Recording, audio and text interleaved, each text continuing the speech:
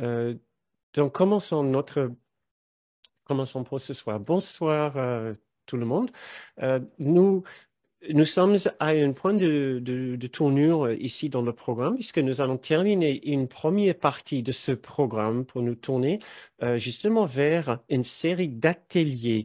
J'ai structuré ce programme sur s'élever au monde réel autour d'une première partie d'introduction de 5 séances, puis maintenant une deuxième partie où nous allons commencer à faire des ateliers de 2 ou 3 séances sur des mini-sujets. Et l'ensemble, la série d'ateliers va former un ensemble, euh, une sorte de package euh, euh, pour arrondir et vraiment développer ce sujet sur le monde réel. Donc, c'est ce que nous allons faire la semaine prochaine, commencer le premier atelier. Ce soir, nous allons faire une séance de transition de cette première partie vers la deuxième partie. Et pour cela, cette soirée sera divisée en 2 parties. Nous allons faire une première partie où nous allons regarder, euh, euh, continuer à regarder le sujet du mal-être de la séparation pour le mettre dans un contexte le plus bénéfique pour nous, puisque nous en avons beaucoup parlé récemment.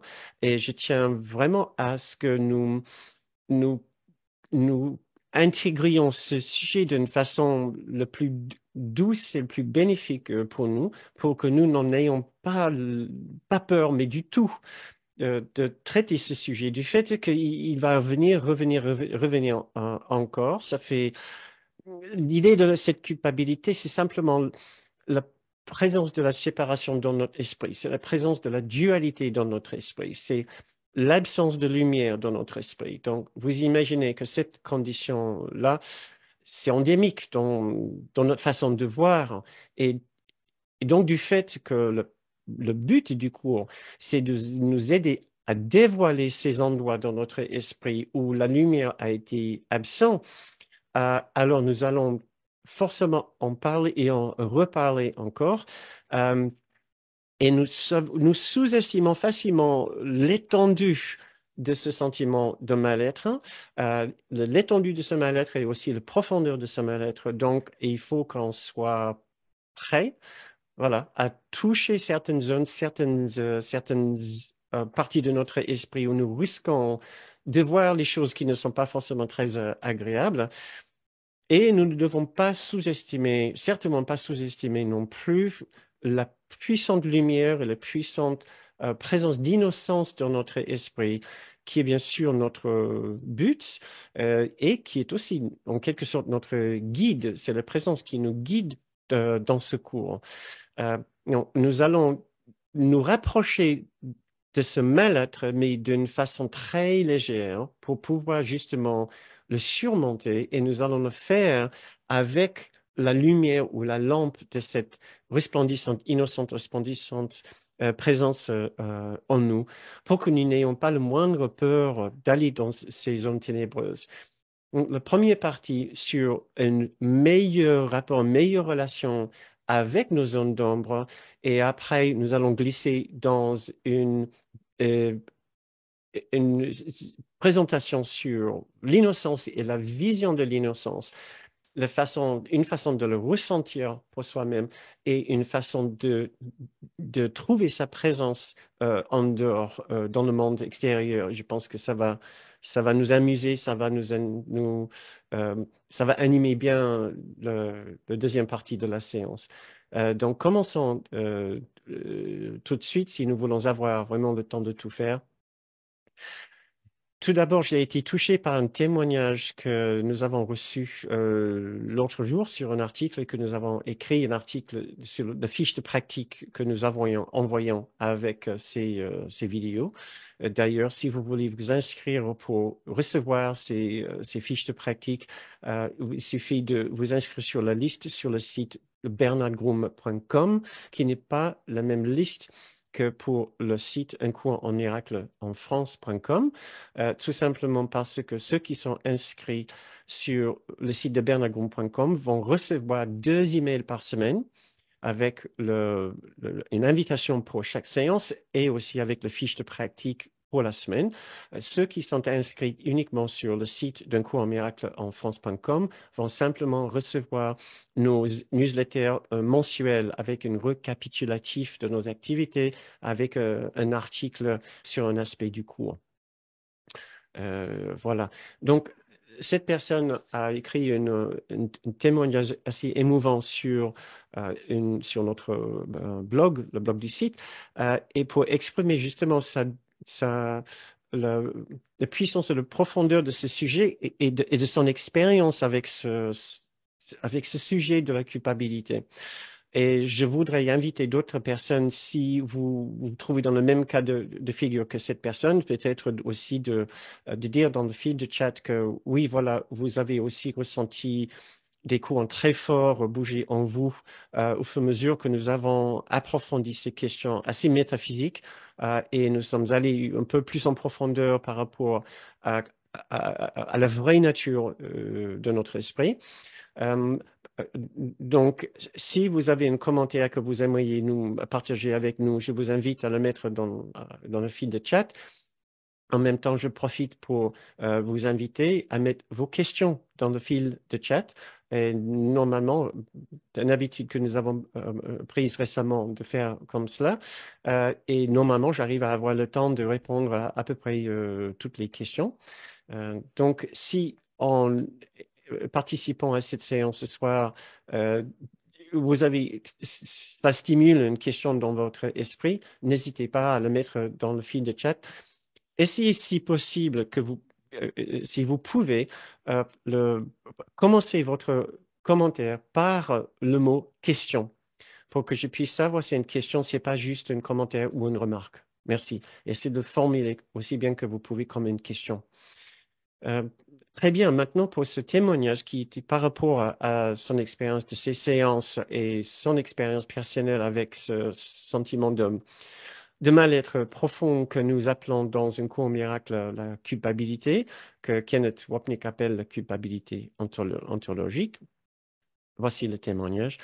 Cette dernière vidéo, parce que c'était en référence à notre dernière séance numéro 4 dans cette série, Abandonner la culpabilité.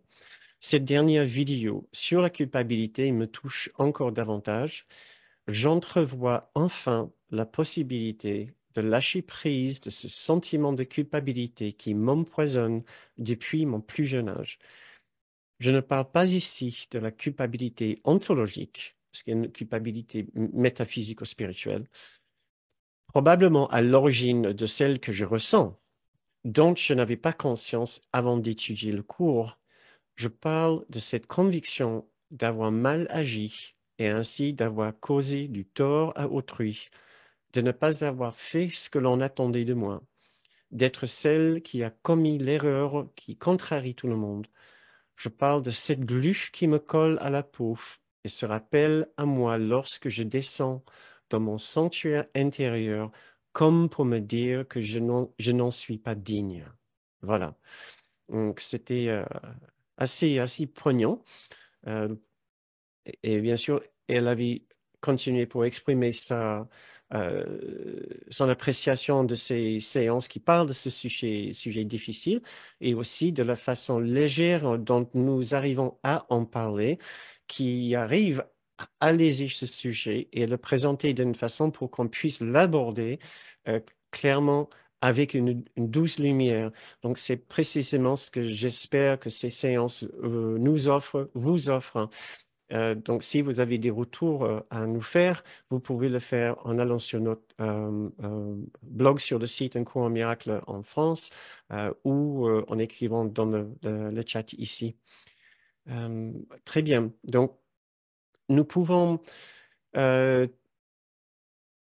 regarder tout de suite ce que le cours peut nous dire par rapport à cette question de ténèbres, parce qu'il nous dit spécifiquement, en en arrivant à jeter une lumière, en faisant faire briller une lumière sur ces zones d'ombre, que cela va nous permettre des expériences de joie et de paix. Donc, nous n'avons pas forcément l'habitude de penser que, à force de regarder spécifiquement vers les ténèbres, que le résultat sera la joie et la paix. Pourtant, c'est ce qu'il dit dans cet extrait. il nous dit en même temps qu'il y a deux étapes. Et effectivement, les deux étapes peuvent nous mener vers la peur, mais il ne faut pas y rester. Donc voilà, voici l'extrait. L'évasion hors des ténèbres comporte deux phases. Premièrement, reconnaître que les ténèbres ne peuvent cacher. Il y a une erreur de français ici, puisque l'anglais était très ambigu. Donc, normalement, en français, il faut dire soit reconnaître que les ténèbres ne peuvent rien cacher ou reconnaître que les ténèbres ne peuvent se cacher. Mais en anglais, c'était ambigu, donc il était obligé de laisser cette ambiguïté dans le texte. Euh, Si vous voulez, pour que ça ait plus de sens, vous pouvez lire. La première étape, c'est de reconnaître que les ténèbres ne peuvent rien cacher. Cette étape entraîne généralement de la peur. Deuxièmement, donc il faut aller très vite vers la deuxième étape, reconnaître qu'il n'y a rien que tu veuilles cacher, même si tu le pouvais. Moi, il vaut mieux que je continue à lire au lieu de vous expliquer pourquoi. Cette étape apporte, la deuxième étape apporte l'évasion hors de la peur. Quand tu seras devenu désireux de ne rien cacher, non seulement désireras-tu entrer en communion, mais tu comprendras aussi la paix et la joie. Donc, la raison pour laquelle nous voudrions ne rien cacher, c'est parce que c'est la façon justement de sortir des ténèbres. C'est une façon poétique ou métaphorique de dire nous allons pouvoir trouver beaucoup de légèreté, de bonté et de joie euh, une fois que nous arrivons à, à faire face, à confronter nos zones, à confronter nos zones d'ombre avec une lumière douce et voir qu'il n'y a rien là sauf une absence de lumière. Le fait de porter la douceur sur ces zones d'ombre porte en même temps le pardon euh, et, et, et toute la tendresse que nous pensions manquer dans notre vie. Kenneth Wapnick avait sa façon de dire qu'il fallait rester vraiment léger en ayant confiance justement que le résultat de ce processus de dévoiler l'ensemble de ces zones de ténèbres, euh, à quel point c'était important pour lui, il avait nommé ça, de ne pas s'affliger avec un cas des seriousnesses. Donc, c'est un barbarisme en anglais. Serious, c'est le mot sérieux. Seriousness, c'est le fait d'être sérieux. Seriousnesses, qui n'existe pas, il l'a fabriqué.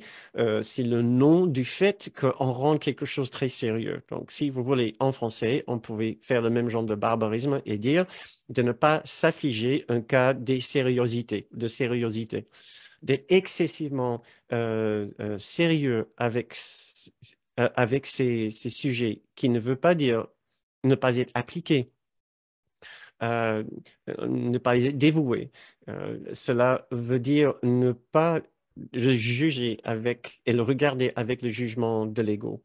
Euh, Nous pouvons nous souvenir de cette phrase emblématique du cours qui dit que dans l'unité où tout est un, c'est glisser une minuscule et folle idée de laquelle nous avons oublié de rire, et Kenneth Wapnick nous suppliait de voir l'ensemble de toutes ces zones ténébreuses justement comme une vaste blague, comme une minuscule et folle idée, aussi bien que nous pouvons. Euh, donc, ce que j'aimerais bien nous aider à faire dans cette partie de la séance, donc, c'est de trouver les façons de concevoir ces zones d'ombre, ces zones de ténèbres, d'une façon que nous puissions alléger notre rapport avec tout cela. Et j'ai trouvé quelques métaphores que nous pouvons trouver utiles peut-être. Nous pouvons euh, lire combien c'est important de regarder vers ces zones d'ombre dans la leçon 138. Je vais vous lire juste un petit extrait. Le ciel, où nous pouvons aussi lire le monde réel, est choisi consciemment. Donc, il nous prévient que nous allons faire une étude consciente. Voilà. Euh, le choix ne peut pas être fait tant que les alternatives n'ont pas été vues et comprises correctement. Tout ce qui est voilé d'ombre doit être porté à la compréhension pour être jugé à nouveau, cette fois avec l'aide du ciel. Et toutes les erreurs du jugement que l'Esprit a faites auparavant sont soumises à la correction. Voilà, il nous dit très clairement dans ce genre de passage, il y en a plusieurs, que nous allons regarder ces zones d'ombre, tout ce qui est voilé d'ombre. Dans le chapitre 25, section 2, paragraphe 7, il nous dit, accepte le cadre de Dieu au lieu du tien. Donc, le cadre de Dieu, c'est l'innocence et le pardon.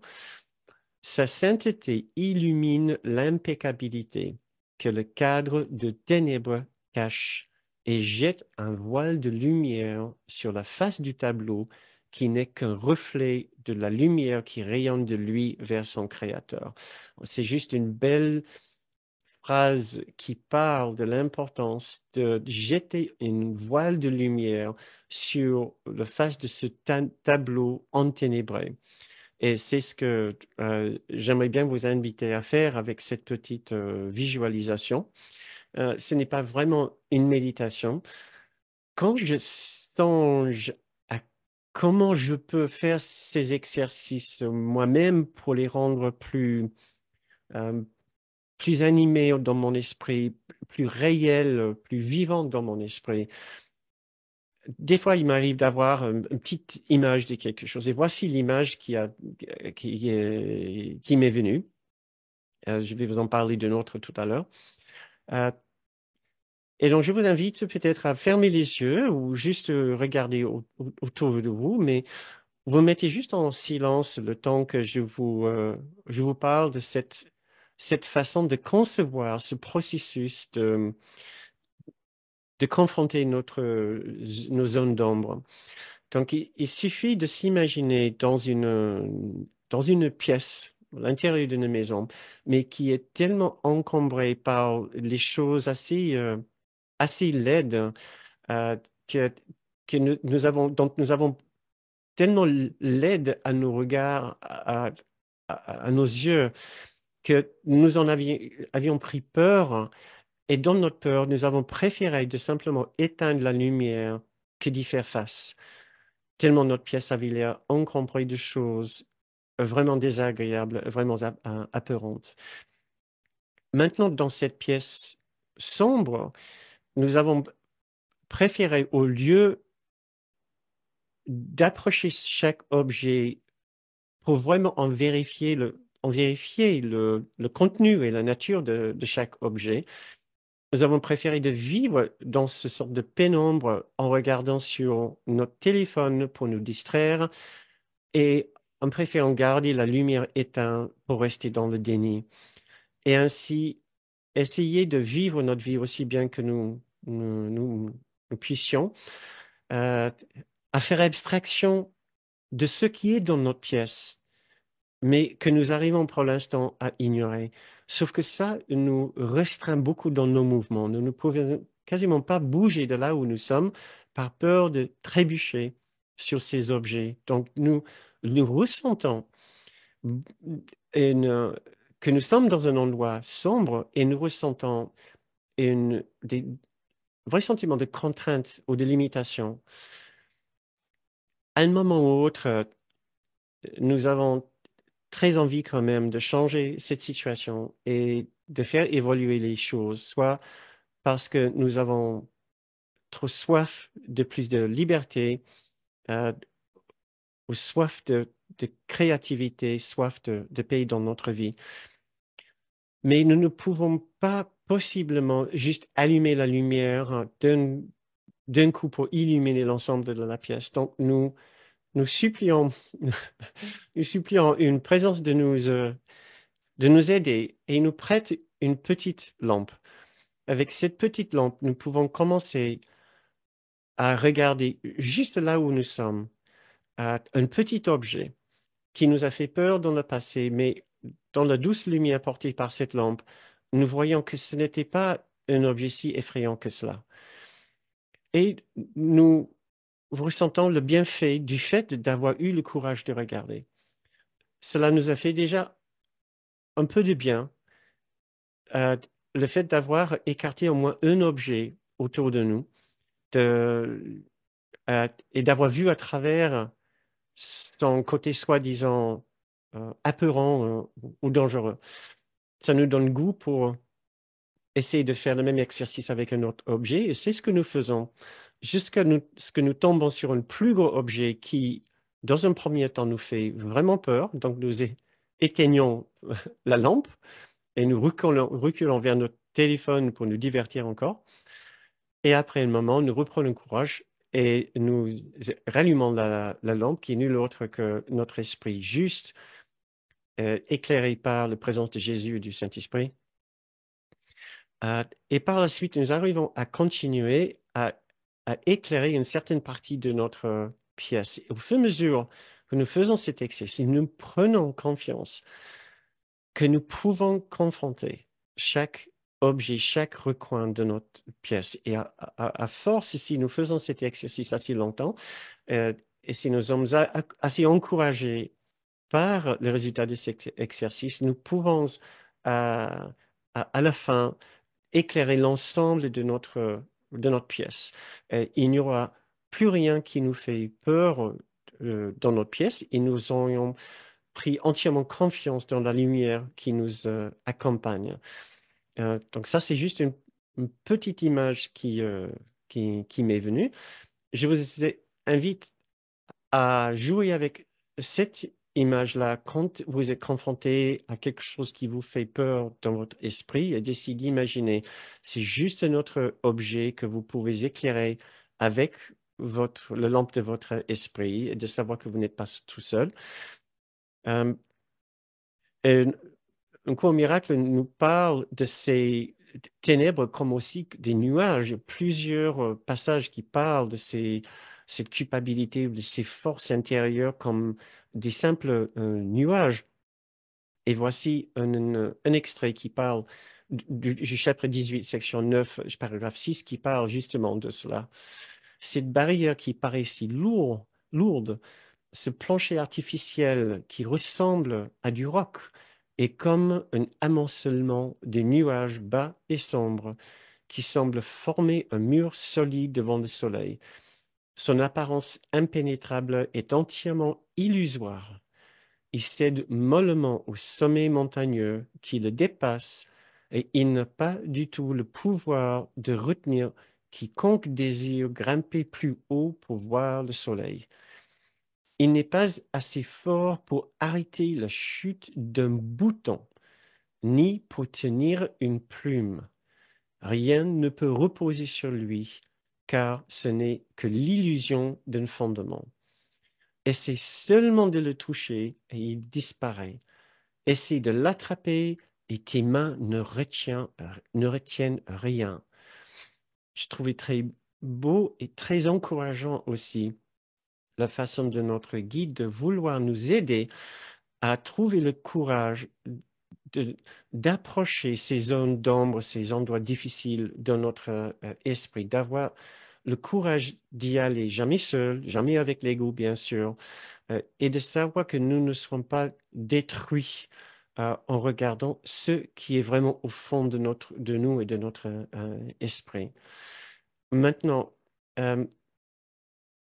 une autre métaphore image qui a traversé mon esprit dans la semaine m'a inspiré à écrire ce petit texte que vous pouvez écouter comme une méditation si vous le souhaitez, ou avec avec les yeux ouverts. Euh, ce petit texte utilise la métaphore d'une épine, la culpabilité, le mal-être, la douleur de la séparation comme une épine. Et je nous encourage à trouver notre propre métaphore, notre propre façon de penser à cette force qui enracine notre esprit dans la dualité, dans une certaine vision enténébrée de ce monde. Notre objectif est de clarifier notre vision, d'enlever la présence de l'ego dans notre esprit pour que nous puissions voir ce monde pour ce qu'il est vraiment. Parce que le cours nous offre cette magnifique promesse que ce monde aussi bien qu'il a été fait comme un lieu pour échapper l'amour et la présence de Dieu, l'amour et la présence de Dieu restent néanmoins très présentes ici. Et nous pouvons voir leurs traces partout. Et c'est ce que nous allons essayer de faire tout à l'heure, en quelques minutes, mais tout d'abord ce petit texte, si vous voulez bien. Au plus profond de l'esprit de chacun existe comme une grosse épine irritante. Nous nous sommes habitués à cette douleur et nous avons développé différentes façons de la gérer. Pourtant, la douleur persiste, laissant un inconfort, une agitation et parfois même un profond malaise. Quand nous observons bien le monde, nous ne pouvons pas le voir sans avoir en arrière-plan, en arrière-pensée, ces conditions douloureuses. Elle embrouille et embrume notre esprit, nous enfermant dans le rôle de victime, de la même manière que nous nous voyons victimes de cette épine. Tout semble être teinté par cette douleur. Tout est douloureux, sauf lorsque la douleur s'estompe, lorsque nous trouvons quelques conditions temporaires agréables. Mais tôt ou tard, la douleur de cette épine revient, nous tracasse, nous préoccupe, et à nouveau nous cherchons à la déguiser et à nous divertir pour ne pas être trop immobilisés par elle. Nous pourrions enlever l'épine, bien sûr, mais nous préférons la garder, tout comme la douleur qui l'accompagne, craignant plus encore la liberté que nous connaîtrons une fois ôtée. Nous nous sommes en effet tellement habitués à cette douleur qu'elle fait maintenant partie de notre identité. Nous ne nous reconnaîtrons plus sans elle. Qui serions-nous sans cette condition de fond? Nous nous sommes fabriqués des histoires pour l'expliquer. Nous nous voyons victimes de cette douleur dont nous ne sommes jamais responsables. Nous justifions notre mal-être et aimons expliquer notre mal-être aux autres. À un moment pourtant, cette douleur devient trop grande et nous comprenons alors clairement que le temps est venu de nous en débarrasser. Nous trouvons le moyen d'enlever cette épine et soudain, tout est pur délice. La joie est tellement immense, le soulagement indescriptible. C'est le plus beau jour de notre vie lorsque nous ôtons enfin cette épine et ne nous accablons plus de cette douleur inutile. C'est enivrant, étourdissant de beauté et de possibilités. Le monde n'a pas changé, tout est pareil. Mais il règne maintenant partout cette beauté et cette légèreté, comme si un énorme fardeau nous avait été enlevé, comme si nous avions reçu une magnifique nouvelle. Nous sommes aimés. Nous sommes profondément et éternellement aimés et chéris par une source d'amour intarissable et infaillible. C'est le grand amour, le vrai amour, celui de notre source en Dieu. L'épine était la pensée que cet amour avait disparu, avait été chassé par un péché inconnu et remplacé par une condition de faute et de culpabilité sans nom. C'était cela notre épine, et maintenant, elle est partie.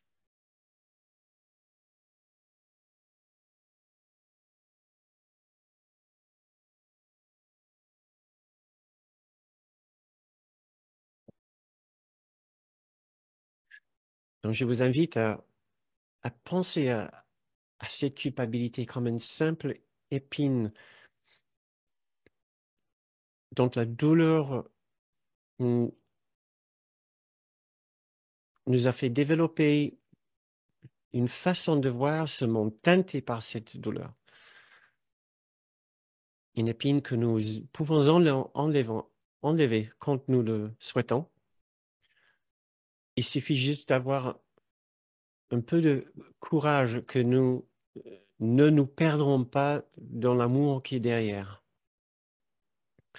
Et je vous invite juste à fermer les yeux peut-être et d'essayer d'imaginer ce que cela, le jour que vous décidez d'enlever cette épine, cette douleur du fond de votre esprit, pour vous laisser avoir une telle expérience de soulagement, euh, de joie inexprimable, d'enfin avoir décidé d'arrêter ce qui vous causait le plus de mal.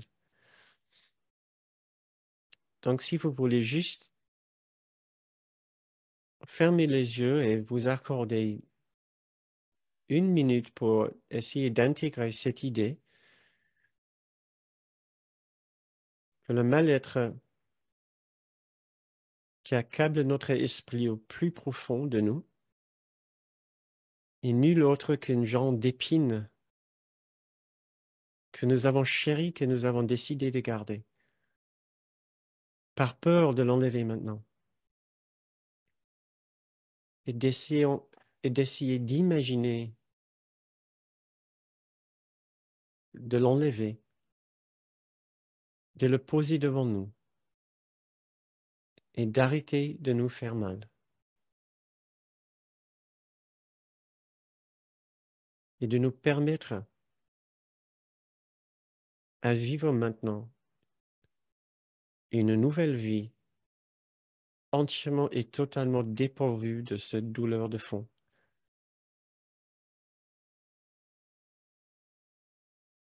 De croire maintenant qu'il est possible d'ôter entièrement cette croyance en un mal-être profond, en une culpabilité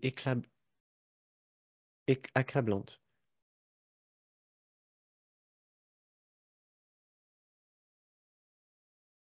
d'avoir le courage de penser qu'il serait possible un jour d'aller jusqu'au fond de notre esprit et d'éterrer ce qui semble être cette épine tout noirâtre de culpabilité, de ne pas avoir peur d'y descendre avec une grande lampe et le porter simplement à la lumière, de l'enlever de notre esprit, le porter à la lumière et de nous savoir capables maintenant de vivre sans ce fardeau, sans ces conditions de fond, dans la lumière de l'impeccabilité, dans la lumière de l'irréprochabilité, dans la lumière parfaite de notre innocence,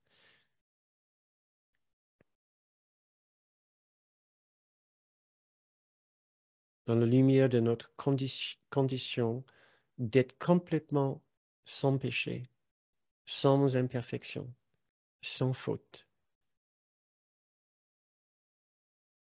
Qu'est-ce que sera ce jour-là?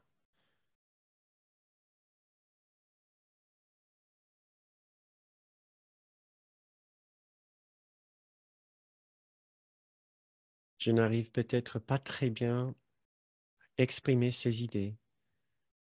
Je vous invite à trouver vos propres mots et surtout votre propre ressenti, l'expérience que vous cherchez, et de vous l'offrir.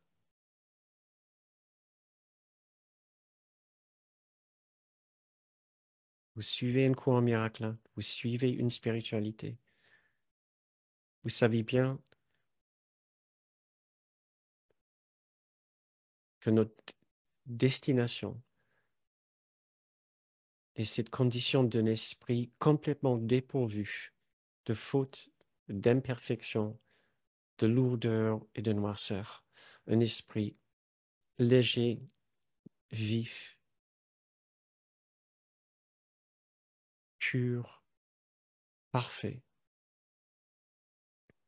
lavé, libre,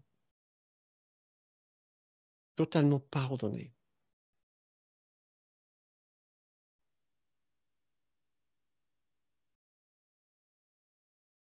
essayez de ressentir un peu du soulagement que vous connaîtriez ce jour-là.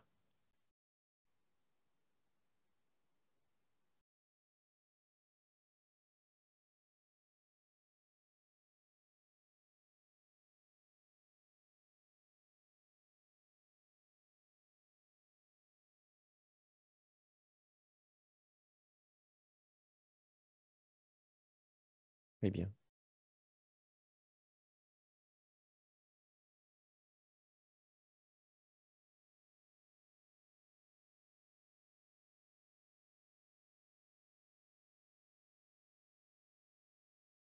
eh bien. Et maintenant, nous allons essayer de mettre cette vision d'innocence euh, en pratique, et cela d'une façon très pratique. Vous vous souvenez peut-être de cette phrase que je vous avais lue la semaine dernière. Le monde réel s'atteint simplement par le pardon complet de l'ancien. Et j'ai changé cette phrase juste un petit peu, puisque l'idée du pardon, c'est simplement de retrouver l'innocence. Une fois qu'on a pardonné, on a redonné l'innocence à quelqu'un. Et du fait qu'on parle dans cette phrase du monde, nous, dans ce cas-là, nous pouvons parler d'avoir redonné l'innocence au monde. Et qui parle du monde parle aussi de tout ce qui est dedans. Donc, nous pouvons dire que notre but, c'est d'apprendre à partager l'innocence que nous avons trouvée dans notre esprit avec le monde et avec tout ce qui s'y trouve dedans. Voilà. Euh, c'est ce que nous allons essayer de faire dans cet exercice, euh, d'autant plus parce que le cours nous enseigne que l'intérieur et l'extérieur sont pareils. Donc, le jour que nous arrivons à trouver notre innocence extérieure, pardon, notre innocence intérieure, euh, cela va engager une nouvelle vision du monde où nous voyons automatiquement cette innocence intérieure à l'extérieur. Et nous pouvons lire cela à deux endroits.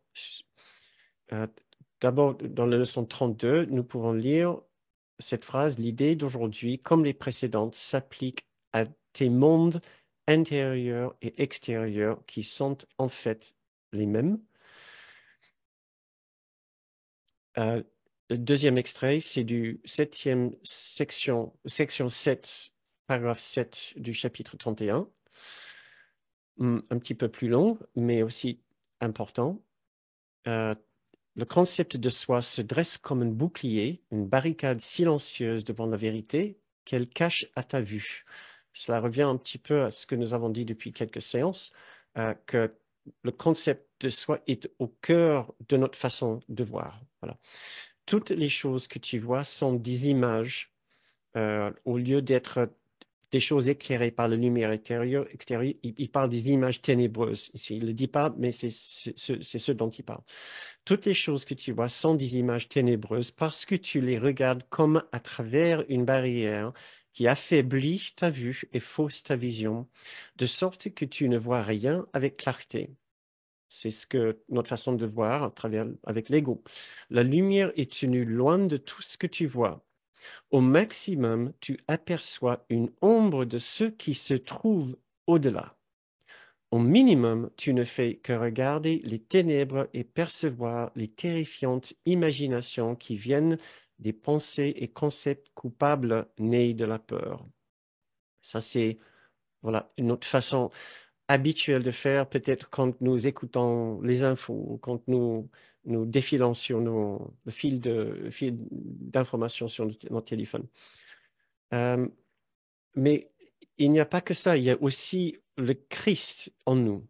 Et donc, ici, nous aussi dans le chapitre, dans la même section, donc on est toujours dans la section 7 du chapitre 31, section paragraphe 11 cette fois-ci, il parle d'une autre vision qui aussi prend sa racine à l'intérieur. Donc, voici le passage.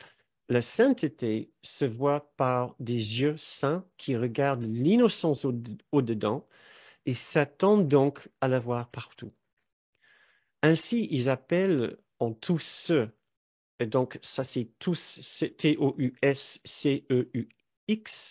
Moi, je vais ajouter, ainsi ils l'appellent en tous ceux, T-O-U-T-C-E. Ainsi, il appelle cette sainteté en tous ceux qu'ils regardent afin qu'ils soient ceux qu'ils attendent d'eux. Donc, on attend de voir l'extérieur, ce que nous avons vu à l'intérieur. Voici la vision du Sauveur, qu'il voit son innocence en tous ceux qu'il regarde et voit partout son propre salut. Il ne tient aucun concept de lui-même entre ses yeux calmes et ouverts et ce qu'il voit. Il apporte la lumière à ce qu'il regarde pour le voir tel que c'est réellement. J'aime bien ce dernier petit bout de phrase, tel que c'est réellement, ce qui veut dire que notre façon de voir les choses, les objets, les personnes autour de nous n'est pas la façon dont ils sont réellement, n'est pas ce qu'ils sont réellement. Euh, Nous pouvons maintenant distinguer entre deux façons de voir ou deux mondes euh, qui se présentent à nous, le monde de l'ego et le monde du Christ. Donc, ici, dans cet passage tout à l'heure, quand il a parlé du au minimum, tu ne fais que regarder les ténèbres et percevoir les terrifiantes imaginations, etc. Ça, c'est certainement le monde de l'ego tel que notre vision à l'intérieur de l'ego montre le monde extérieur. Euh, mais il y a aussi devant nous le monde du Christ. Et dans ce cas-là, si nous voyons, si nous sommes prédisposés entre apercevoir une possibilité de lueur d'innocence à l'intérieur de nous, nous pouvons éventuellement, nous pouvons à la fin voir les traces de ce monde du Christ autour de nous quand nous voyons avec des yeux de l'innocence. Et c'est ce que je nous propose pour cet deuxième exercice ce soir, euh, c'est de nous entraîner avec un exercice, mais le plus simple, c'est qui est d'essayer de voir cette innocence autour de nous euh, et dans les objets les plus ordinaires.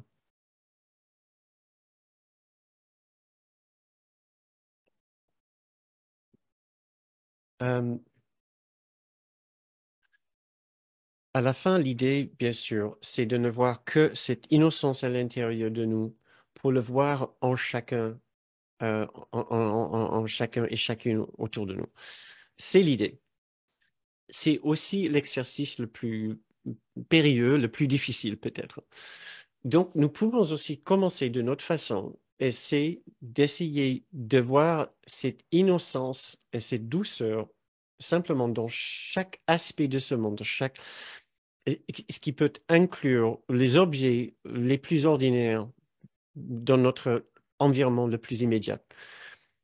Nous avons lu plusieurs passages là, ici, où Jésus, notre guide dans nos cours, euh, il nous aide à savoir que cette façon de voir inclut tout dans ce monde, que nous allons tout voir d'une façon différente. Et je pense que je vous en avais déjà parlé plusieurs reprises de Kenneth Wapnick qui nous a dit, à la fin, il faut apprendre à aimer la table comme on aime la personne qu'on chérit le plus au monde.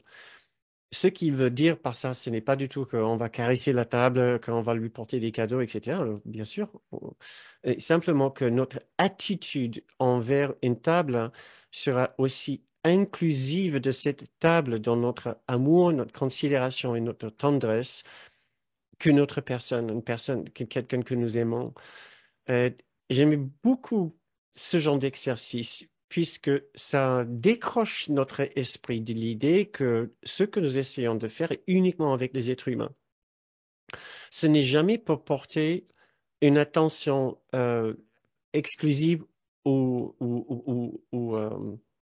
euh, exagérée sur le monde, sur les objets. C'est une façon de nous entraîner. Et avec ce genre d'entraînement, cela peut nous montrer quelque chose d'incroyablement important, je pense.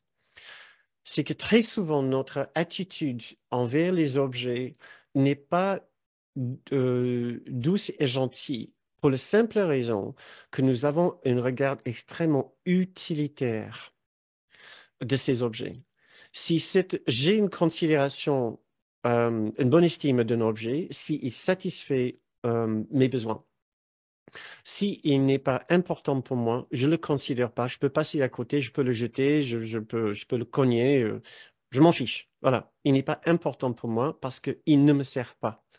C'est une, c'est une façon extraordinairement euh, utilitaire d'un objet qui en fait justement un objet au lieu de l'inclure dans un univers beaucoup plus large où nous pouvons considérer la possibilité que chaque objet existe dans l'univers qui est imprégné de l'Esprit de Dieu, qui n'est pas dans l'Esprit de Dieu, mais qui est imprégné de l'Esprit de Dieu.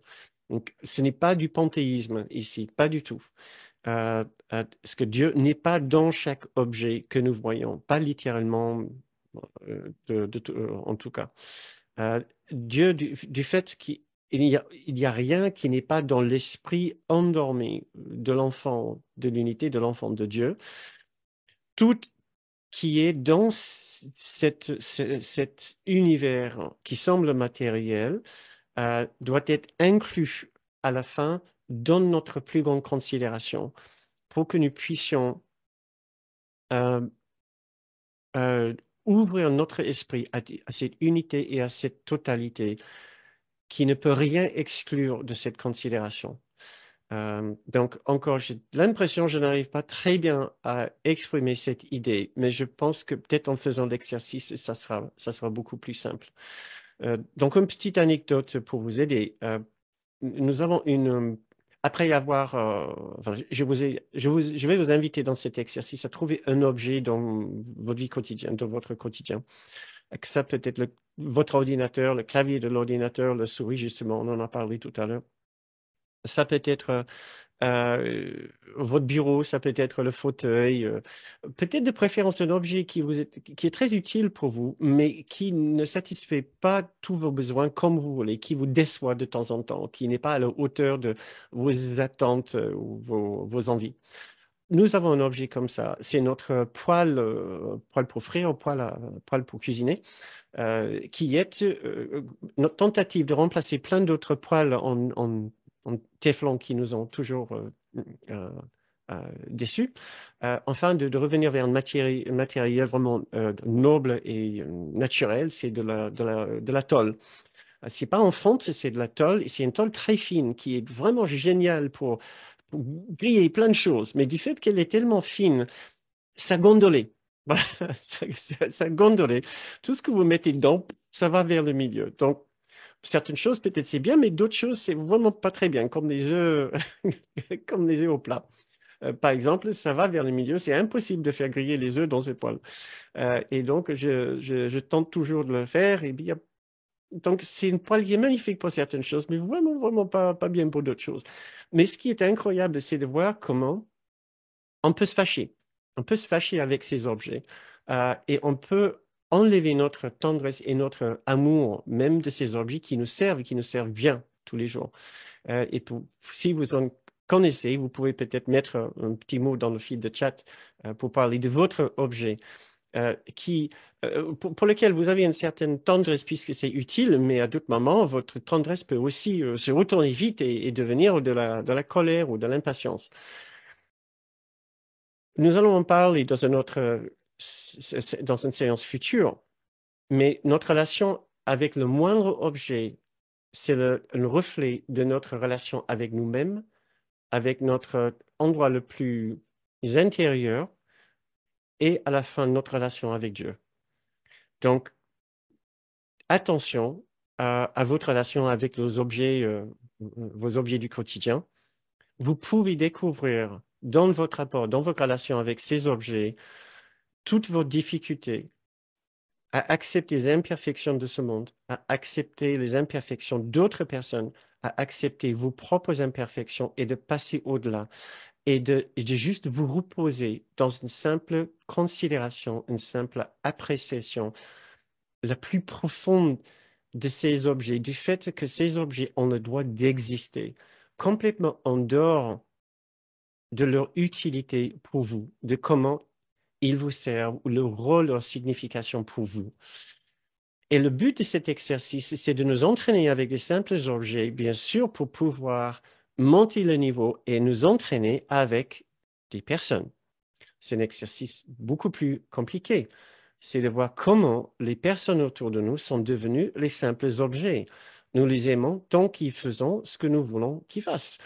Et nous avons du mal à continuer à les apprécier quand ils commencent à dépasser certaines limites ou bornes. Et nous attribuons pas à ces personnes le droit d'exister tels qu'ils sont et d'être entièrement dignes d'amour et de tendresse et d'inclusion dans cet amour, quoi qu'ils fassent. Et quoi qu'ils fassent. Voilà. Donc, mais entraînons-nous d'abord avec un objet. Je vous ai proposé ma poêle en tôle. J'en ai d'autres. Je vous en avais parlé mais il y a longtemps maintenant de notre aspirateur. Mais j'ai dépassé ça.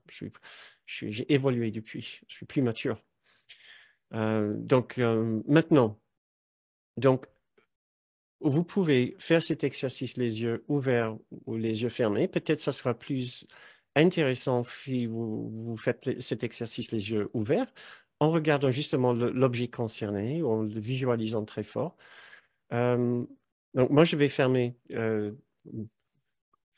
yeux de temps en temps, juste pour m'intérioriser pour le faire.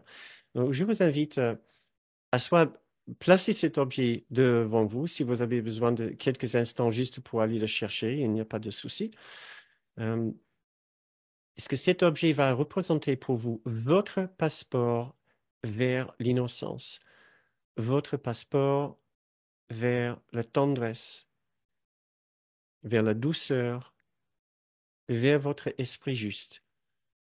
Parce qu'à la fin, pas un seul objet, pas une seule personne sera exclue de l'extension de votre innocence et de la vision de l'amour que vous trouvez en vous. Donc, pensons à cet objet. Je vous invite à le voir tel qu'il est, tel qu'il se présente à vous tous les jours. Et essayez de devenir sensible à ce que vous ressentez par rapport à cet objet. Pas simplement ce qu'il représente pour vous sur un plan mental, mais ce que vous ressentez par rapport à cet objet. Parce que certains objets peuvent effectivement évoquer un sentiment en nous. Et je ne parle pas ici des exercices que d'autres spiritualités on peut utiliser pour engendrer en nous un sentiment de gratitude. Je ne parle pas ici d'un sentiment de gratitude pour ces objets. C'est quelque chose de plus profond que cela. Parce que si nous sommes dans le domaine de la gratitude, nous risquons aussi d'être dans le domaine de l'utilité. Nous sommes dans la gratitude puisque cet objet nous sert tellement bien. Ce n'est pas ça dont nous parlons ici. Nous voulons aller au-delà de toute idée en regardant cet objet d'utilité qui nous sert en bien ou en mal, qu'il est parfait ou imparfait. Nous voulons regarder comme un simple objet qui mérite notre considération, qui mérite notre appréciation,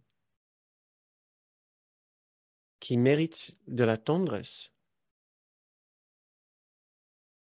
qui mérite de la douceur, simplement par le fait d'exister, simplement par le fait d'être présent dans votre univers. C'est un objet dans votre conscience, plus précisément. Tout objet dans votre conscience mérite votre plus grande considération, est digne de votre plus profonde appréciation, non pas pour son utilité, pour le simple fait d'exister dans votre conscience. Il fait partie de l'univers de votre esprit. tout ce qui fait partie de l'unité de votre esprit mérite d'être aimé parce que nous ne voulons rien exclure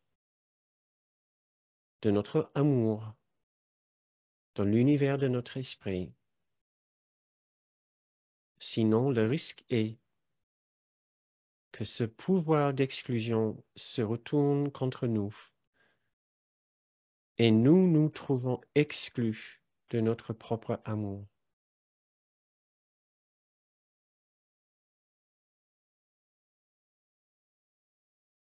Chaque objet que nous excluons de notre plus haute considération, de notre amour, représente un aspect de nous-mêmes. Et nous ne voulons plus rien exclure maintenant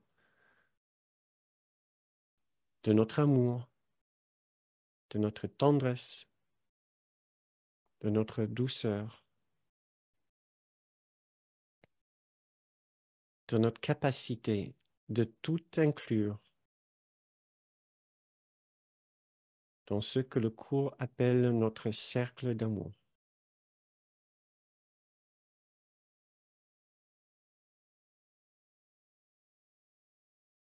Est-ce que vous y arrivez de voir au-delà de la simple utilité de cet objet? Sans le savoir, sans le vouloir, nos besoins dominent tout ce que nous voyons dans ce monde. Cet exercice nous donne une simple opportunité de poser nos besoins de côté, de poser nos jugements et de laisser un simple objet être ce qu'il est, sans l'imposition de notre ego, de nos attentes, de nos besoins, de nos jugements.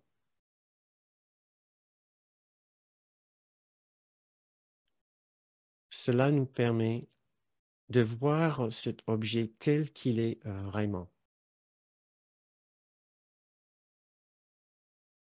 dépourvu de nos interprétations, de nos projections, de nos jugements et de nos besoins.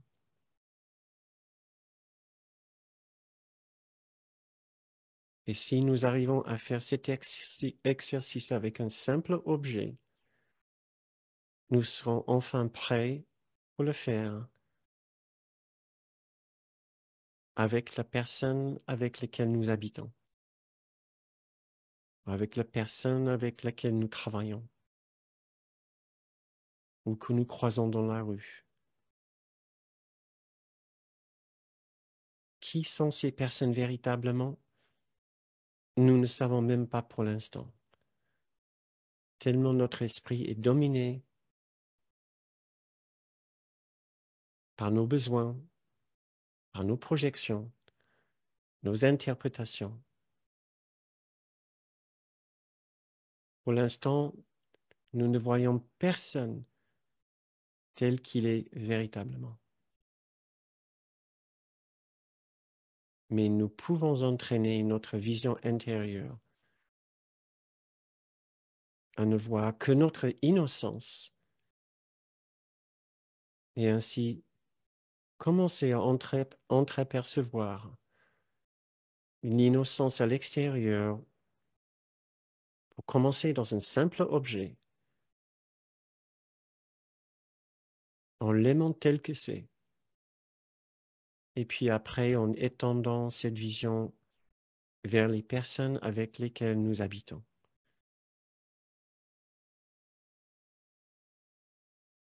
Chaque objet reflétait une vision, peut refléter soit de l'utilité, de la culpabilité,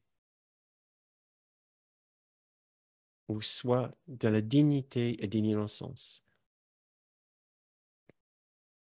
Et c'est ainsi pour chaque personne de notre entourage. Chaque personne peut refléter soit l'utilité, la culpabilité, ou la dignité et l'amour et l'innocence.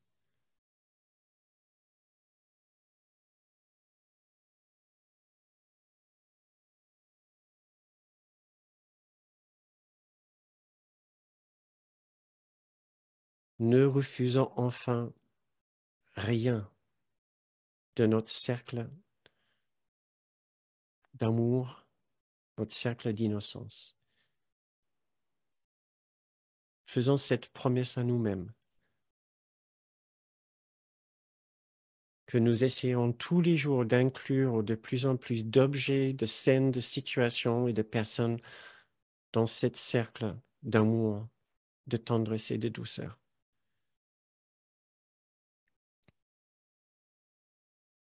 Et voici la leçon 56, section 4 pour finir notre méditation. Dieu est dans tout ce que je vois. Derrière chaque image que j'ai faite, la vérité reste inchangée.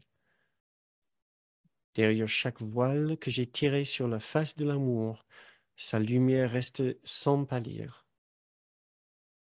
Au-delà de tous mes souhaits insanes et ma volonté, unie à la volonté de mon Père, Dieu est encore partout et en tout à jamais. Et nous qui faisons partie de lui, porterons notre regard par-delà toutes les apparences et reconnaîtront la vérité qui est au-delà.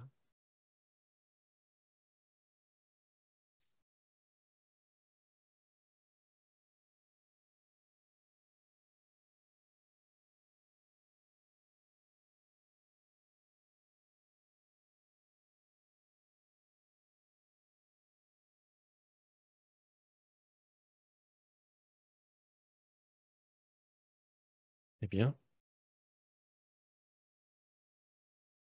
quand vous vous sentez prêt, je vous invite à ouvrir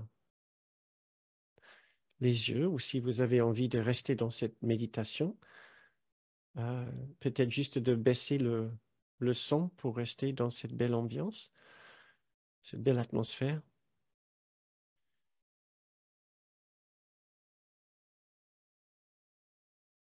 Et si vous avez gardé votre son ouvert, je vous invite à réfléchir à votre rapport, à votre ressenti de cet objet que vous avez choisi par rapport à avant. Et regardez autour de vous et de voir si vous, si cela a changé peut-être votre façon de regarder d'autres objets autour de vous dans votre pièce. C'est notre objectif. Le monde réel est ce même monde, mais vu et vécu d'une façon complètement différente, puisque notre rapport avec nous-mêmes a changé, notre rapport avec chaque objet changera également. Notre rapport avec tout changera. Et nous verrons à la fin tous les objets comme nos amis, puisque nous ne serons plus en guerre avec ces objets. Nous ne gardons pas, nous ne retenons plus notre amour du monde. Tout est aimable dans notre vue. Et donc, nous voyons tout comme étant aimable envers nous. Notre façon de ressentir le monde d'une façon hostile était simplement le reflet de notre rapport avec le monde qui était hostile. Le jour que nous arrivons à être aimants envers tout, le grand tout, c'est le jour que nous reconnaîtrons aussi que le monde ne nous veut pas du mal. Ouais. Tant que notre culpabilité, sentiment de mal-être reste au fond de notre esprit, nous allons marcher ce monde d'une façon appréhensive, avec de l'appréhension, avec de la méfiance. Parce que le message que nous envoyons c'est que ce message, ce monde est dangereux envers moi, spécialement à cause de mon rapport avec moi-même. Voilà. C'est la fin de cette séance. Merci beaucoup d'avoir participé. Donc, comme je vous ai dit, la semaine prochaine, nous allons commencer une série d'ateliers qui vont aller plus précisément dans notre rapport avec le monde extérieur, pour vraiment l'éplucher, pour voir comment nous nous enchaînons à ce monde par des aspects très précis maintenant de notre ego. Euh, notre objectif, c'est de vraiment clarifier notre rapport avec ce monde et de voir ce que nous pouvons apprendre, ce que le monde peut nous apprendre par rapport à notre fonctionnement, comment nous avons gardé encore plein de différents aspects de notre esprit dans les ténèbres. Voilà. Euh, et maintenant, je crois que c'est aussi le moment de... C'est à ce moment-ci, dans les séances, que je vous rappelle notre fonctionnement assez spécial, hein, où nous ne vous demandons pas un abonnement ou un tarif pour participer à ces séances, à ces enseignements. Nous vous demandons de faire une simple contribution ponctuellement pour nous aider à continuer à préparer ces vidéos, ces enseignements, ces fiches de pratique. Euh, Nous avons besoin de votre aide. Nous ne pouvons pas offrir ces enseignements gratuitement. Voilà, ces séances sont offertes sur la base d'une contribution, puisque voilà, euh, cela occupe beaucoup de ressources pour pouvoir les préparer et nous avons besoin de votre aide pour pouvoir rester dans cette posture, dans cette activité, pour pouvoir préparer ces enseignements. Donc, tout comme nous payons pour des cours de yoga ou de langue ou d'autres choses, ou même les cours de thérapie, si cela vous aide à- dans votre thérapie personnelle, thérapie spirituelle. Euh, de cette même manière, nous pouvons penser à contribuer. Je pense que pour ces séances, nous préférons nettement ce genre de rapport avec vous, qui est très flexible. Euh, Cela vous permet de participer où vous voulez, comme vous voulez, et aussi à la hauteur de vos moyens. Et merci aussi à tous ceux et toutes celles qui participent et qui ont participé et qui contribuent régulièrement. Nous sommes ici uniquement grâce à vous, uniquement grâce à vous. Donc, nous vous remercions vraiment du fond du cœur. Pour faire votre contribution, vous pouvez aller sur notre site bernardgome.com. Patricia vient de mettre le lien dans le fil de chat et vous pouvez aller juste regarder dans le descriptif des vidéos sur YouTube pour trouver le lien pour faire une contribution. Maintenant, il reste un peu de temps pour pouvoir discuter, échanger avec vous. Je ne crois pas qu'il y avait des questions ce soir. Donc, j'imagine ça veut dire que c'était hyper clair, c'est ça. Limpide, limpide. Euh, ah oui, je vois une question, donc il faut que je me dépêche. Euh, et Oui, je vois Inès et Christine qui ont des questions, je crois. oui, bah oui. Euh, et Inès, tu peux débloquer ton micro si tu veux. En Oui, principe, oui. merci. Oui. Et Christine après, si tu veux. Oui, Inès, coucou. Oui, bonsoir Bernard. Moi, c'est par rapport à la maison que j'ai achetée. J'ai l'impression d'être dépassée, en fait, d'être débordée avec toutes les choses à faire dans la maison. Il y a plein de petits travaux, de petits trucs à faire. Mes parents sont venus m'aider. Et j'ai l'impression que ça m'épuise, que je vois tout ce qui reste à faire et je prends pas la mesure de tout ce qu'on a déjà fait et que c'est vraiment un épuisement, en fait, à ce niveau-là. Et je me dis, les objets que je regarde, ou la cuisine, ou n'importe quelle zone, me paraît comme des choses encore à faire, comme si ce sera jamais terminé. Enfin voilà, que je peux pas me dire, Mhm. bah voilà, maintenant c'est bien, c'est comme ça, on verra demain. comme si tout s'accumulait dans ma tête de tout ce qu'il y a à faire et que ça me dépasse et m'épuise. Et je comprends bien le principe, mais j'arrive pas OK. à accepter que ça va prendre du temps et comme s'il y avait une urgence en fait à ce que tout soit fait maintenant OK. et que ça me Donc, permet pas de me restons avec poser. ça. Ouais. Tout d'abord, il y a deux genres d'urgence. Il y a une urgence matérielle. Il y a un trou dans le toit, il faut le réparer. Il y a urgence. Est-ce qu'il y a ce genre d'urgence chez toi?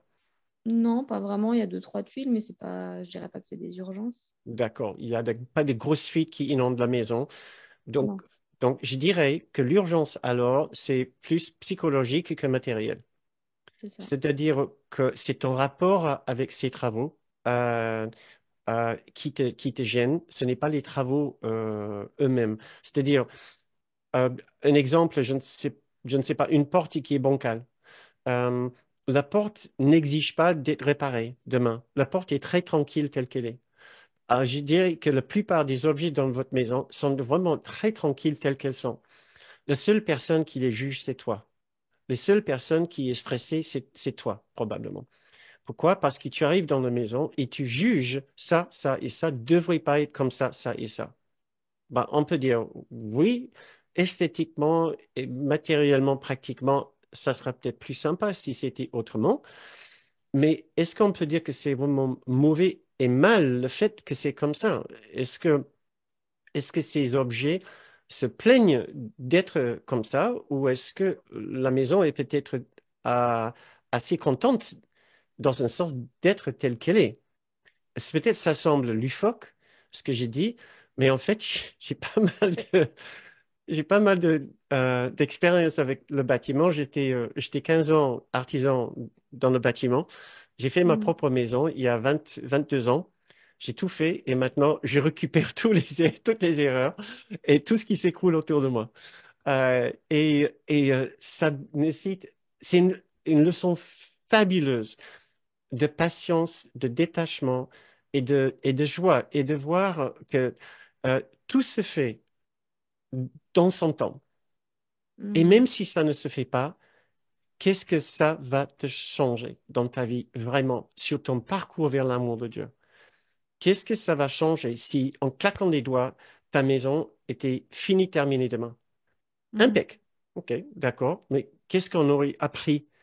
Euh, Peut-être tu as beaucoup plus à apprendre à aimer ce processus et délecter le fait que ça va prendre du temps. Ça va te demander de puiser vraiment en toi pour aimer ta maison telle que Dieu aime ta maison telle qu'elle est. Mhm. Dieu n'est pas dérangé par ta maison. Je te promets. Il est dérangé par autre chose, mais pas par ta maison. OK? Il a des D'accord. soucis bien plus grands. Euh, non, mais sincèrement, on peut dire, on comprend la frustration et en même temps, on a envie de dire où est le vrai problème.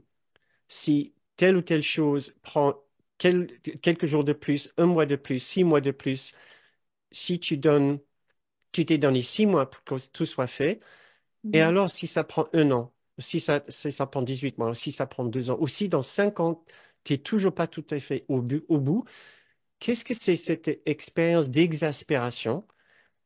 Et quelque part, si on analyse, si on regarde bien cela, il y a toujours une idée que l'amour n'est pas là si le bien-être, l'amour, la perfection que je cherche ne sera pas là dans mon esprit si ma maison ne correspond pas à mon image de perfection. Il y a toujours un rapport entre le soi et le matériel qui n'a pas lieu d'être. Avant l'achat de ta maison, tu n'étais pas gêné du tout par la condition de cette maison. Ah bah non. Tu étais libre, tu étais locatrice, tu n'avais pas de problème. La vie était légère, on pourrait presque dire. Mais maintenant, toi, tu entres et tu as un rapport psychologique, psychique et même spirituel avec ta maison, comme si c'est un témoin de ta progression, comme si c'est un jauge, un baromètre de ton progrès. Ah, je suis une Mhm. bonne personne, j'ai bien fait, regarde tout ce que j'ai fait cette semaine, ce mois-ci. Je baisse dans mon estime de moi et Ah oui, j'ai pas fait aussi bien que j'aurais souhaité ce week-end, j'ai pas fait tout ce que j'ai voulu. Euh, nous, nous devons toujours nous méfier de notre façon d'utiliser nos environs, que ce soit un bien matériel comme ta maison ou un bien non matériel comme une entreprise qu'on essaie de monter, de ne pas nous servir de cela comme une façon de jauger notre dignité, notre mérite euh, envers Dieu, envers Mm. la vie, envers, en fait, c'est notre propre ego. On a un juge intérieur qui dit, ça c'est bon, ça c'est pas bon, qui a remplacé Dieu, puisque, voilà, dans la séparation, dans la dualité, dans le matériel, nous ne pensons plus à l'amour de Dieu, nous pensons à l'amour de l'ego. Sauf que l'ego ne nous aime pas. Et il va toujours trouver un moyen de prouver qu'on n'a pas assez bien fait. Oui, c'était pas mal, mais tu aurais pu faire mieux, un peu plus comme ce week-end. Euh, Mm. est-ce que ce que je te dis, ça résonne un petit peu ou est-ce que je suis pas encore dans le juste de ce que... Si, si, ben, je vois bien que la pression est très forte et que même si tout s'arrange, il y a un peu le sentiment que ce sera jamais encore assez, en fait, tu vois, Hmm. ça aura beau Reste être là. tout fixé, ce sera jamais assez. Et Et là, c'est je ressens surtout la pression, en fait. excellent. Reste là. Est-ce que c'est la maison qui te dit, ça sera jamais assez? Non, non, non, la maison, elle me dit rien. Elle est contente, la Voilà. maison. Mais c'est dans Oui, ma tête. OK. Donc, ça serait dommage. Ah, mais je veux dire, c'est tout à fait normal. Si c'est ton expérience, et si ça arrive, ça nous arrive encore à Patrice et à Mm, moi avec notre maison. mm, Mais ça serait dommage, puisque tu es au début d'un magnifique projet et mm, qui un jour va refléter toute la beauté et l'utilité que tu veux qu'elle représente. Mais ça serait bien aussi si tu tombes amoureuse de ta maison telle qu'elle est, sans l'obliger tout de suite à se conformer à tes besoins et de l'apprécier avec ses imperfections qui vont changer au fur et à mesure. Tout comme nous essayons d'apprécier ce monde avec ses innombrables imperfections tel qu'il mm, est, tout en essayant de les réparer là où nous pouvons, tout en sachant que nous n'arriverons probablement jamais.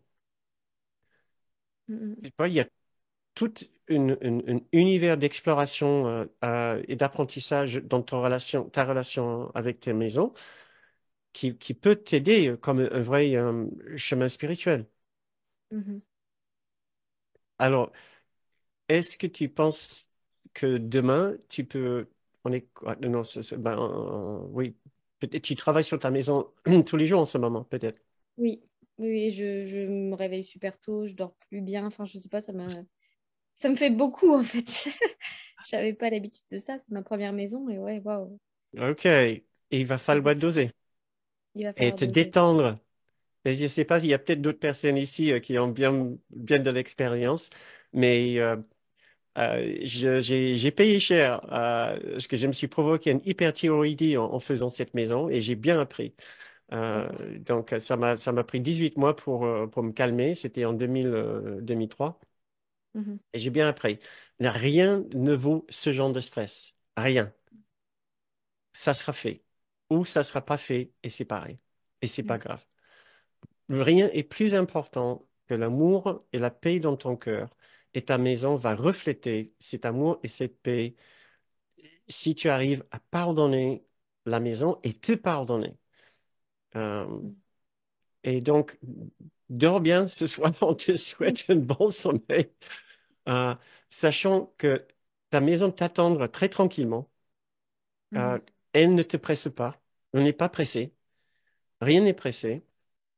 C'est une magnifique exploration de ta capacité de te juger pour les choses qui n'ont vraiment pas besoin de provoquer ce genre de jugement. mm, mm, Pardon, le pardon est partout autour de toi. Tout est en train de te pardonner. Ta chambre qui n'est pas faite comme tu veux, elle est en train de te pardonner. mm, Tout est en train de te pardonner. Donc c'est à toi de ressentir le pardon que ta maison t'offre. mm. Bah, Possible, pas possible? Oui, oui, mais si, ça me parle beaucoup. Il y a une douceur autour de toi, là où tu es, et c'est à toi de te dire, voilà, c'est comme ça que je veux vivre je ne veux pas vivre dans le stress, je veux avoir une belle expérience avec ce projet, Mhm, de douceur et d'acceptation et de tendresse. mhm. Et de me dire que la maison me pardonne. Enfin, moi, je la juge, mais elle me juge pas de pas aller Ah non, non, aussi vite. ah non, ta maison ne te juge certainement pas. Ne te crie pas au secours, j'ai le volet qui tombe, j'ai l'électricité, il y a une court-circuit dans une pièce. Non, non, Mhm, pas de jugement. La maison nous reflète. Ne pense pas que ta maison extérieure reflète ta maison intérieure. mhm. D'accord? Ce Oui, n'est je pas pense que parce la que tu as palette. acheté une maison que maintenant cette maison représente ta valeur. Mhm. Oui, bah merci. Ça me parle bien. OK. Merci pour Merci. ta question, Inès. Je vois que Christine, j'ai vu que tu avais ouvert ton micro. Je ne sais pas si c'était aussi pour une. Si. Oui, en fait, on voudrait juste dire, bonsoir Bernard, au Salut. sujet de la retraite, d'abord, bah, nous, on y sera sans doute, hein, parce que on est quand même des Oui. aficionados. Et justement, on voudrait dire et partager à ceux qui n'ont jamais fait une retraite avec toi combien c'est important, parce que c'est un moment où on, on a vraiment l'impression d'intégrer quelque chose du cours de manière profonde, sans que ça reste. Des fois, on est dans un train intellectuel, et en fait, les seules réalisations assez profondes qu'on a fait, ça a été lors des retraites avec toi. Et ça, on en ressort toujours avec une certaine légèreté, mais aussi avec on s'est vraiment reconnecté avec son grand soi. Et vraiment, les retraites en présentiel, c'est un bénéfice incommensurable par rapport au reste. Et ça, on voulait vraiment témoigner à tous ceux qui n'ont pas fait encore de retraite avec toi. Oui, je suis d'accord. Je valide tout. C'est très gentil. Mm. Venez nous rejoindre aux retraites, c'est quand même extraordinaire. Oui, c'est vrai. Inès, pour ta question à Bernard, et merci Bernard pour la réponse, parce que nous, on est toujours assez stressés avec Guy, avec la maison et tout ce qu'on a à faire. Mm. Et, et franchement, c'est un gros sujet. Et là, tu l'as vraiment bien traité. Je pense que moi, je réécouterai ta Mm. réponse. Ouais. Merci, en tout cas, merci pour vos témoignages, c'est très gentil. Merci. Et oui, je constate moi-même, il se passe quelque chose pendant les retraites quand on est ensemble. Je ne sais pas si c'est parce qu'il y a la présence de nos esprits physiquement et il se passe quelque chose. Voilà. Aussi, moi, je vois que j'enseigne différemment. Ouais. C'est cette modalité est fabuleuse par Zoom, mais c'est beaucoup plus compliqué pour transmettre certaines choses. Euh, et oui, les maisons et les constructions, c'est un milieu, c'est une salle de classe absolument remarquable pour apprendre notre capacité de projeter notre valeur sur un résultat matériel. Voilà. Euh, une condition matérielle. Je vois que Martine, elle a aussi ouvert son micro et je vois aussi qu'on Ah a... non, non, Ah non. non, d'accord. Désolée, c'est une erreur. Ah non, non, très bien, merci Martine, tu me rassures parce qu'en fait, on a dépassé notre heure. Donc, je voudrais bien libérer tout le monde maintenant et vous remercier d'être resté jusqu'à cette heure tardive. Et vous remercie encore d'être venu. Vous souhaitez une très bonne semaine Et en voilà. innocentant, en trouvant l'innocence de tous vos objets, vos assiettes, vos grille-pains, vos machines à café et en étendant ça à votre entourage autour de vous. Et au plaisir de vous voir la semaine prochaine, lundi prochain, pour continuer notre exploration et notre révélation du monde réel autour de nous. Merci beaucoup. Branchons nos micros pour nous souhaiter une bonne semaine. Et ça sera nos au revoir sur 5.